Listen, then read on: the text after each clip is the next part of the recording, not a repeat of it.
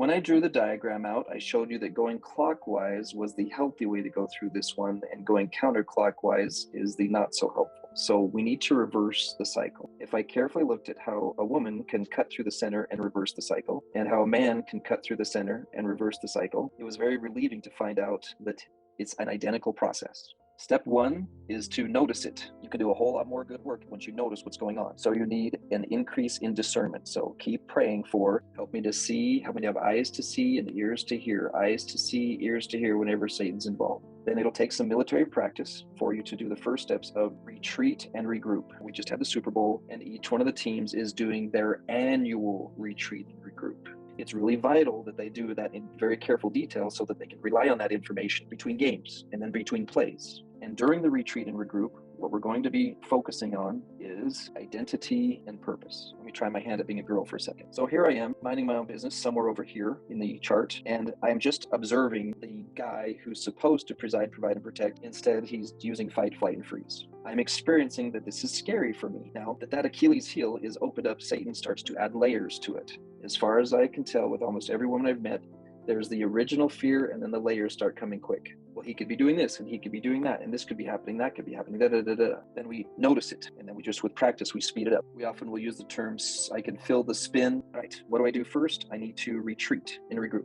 Pull back, the power of writing things down. That forces the retreat, it forces the regroup. It goes, I can see what's happening here, I got to get some clarity. And then she accessed some previous work that she'd done on her identity or role she plays in these types of circumstances and her purpose. Who am I going to be in these circumstances? What do I plan to be? And then from there, we choose our action plan or the lack of. When you think of Christ's response to things, here come the Romans soldiers after Jesus, let's cut their ears off. Christ goes, hold on a second. That's not going to help with my identity and my role and my purpose. So you're just going to let them kill you? And he's all, today is the day when I stay within reach for them to kill me. Did Christ always stick around to be abused by the people? No. In previous times, it was his identity, his role, and his purpose to withdraw from the people. Other times, it was his stewardship to stay present. But in every case, he stayed within his realm of identity. So ladies, I'm glad I'm not you, because I don't have to create a strategy for how I'm going to behave when I've been scared. I'm going to behave when I don't have all the facts. But I have confidence that if you know there's a satanic attack, you can start to formulate a response. Brethren, I'm more skilled at helping you with your stuff because that's what I've been working on for much longer. When I feel insulted, when I feel shamed, when I feel embarrassed, step one, retreat and regroup.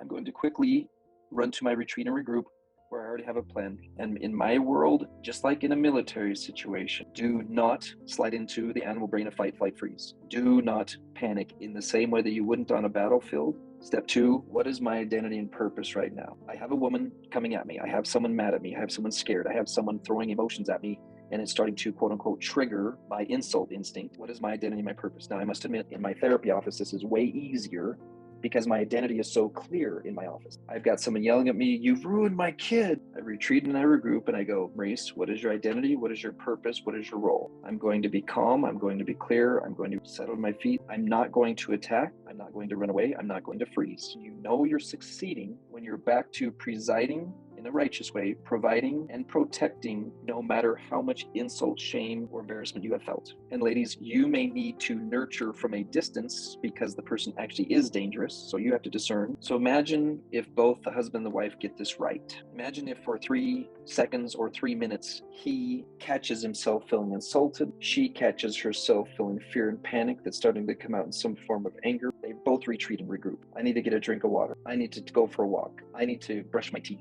Whatever your retreat ritual is. And you quickly are accessing your identity, role, and purpose instead of reviewing what the other person did wrong to justify your fear or justify your insult. This is where I see couples spiraling and crashing. The man reviews how it's legitimate that he's been insulted, and the woman reviews how it's legitimate that she's scared. What if they both started reviewing their identity and their purpose and their role instead? Who am I? What is my identity? I can handle scary things. I do not need to behave as if I'm insulted. And then they come back, and the man is in a presiding, providing, and protecting mindset, and she's in a nurturing mindset, even though it doesn't make sense based on having gone through this spiral. How quickly does it start circling in the correct direction if they both bring their best selves when they come back together? All right, we're out of time, but I challenge you to experiment with this. Do not teach it to your spouse. Resist the temptation to teach it to your spouse, and only you are the one who's studying it. If your spouse is curious, like, you seem different, what have you been studying lately? Then Give them the video. Don't teach it to them yourself. You'll mess it up. All right, my friends, it's a pleasure spending time with you. We're going to have some more exciting stuff next week. See you later.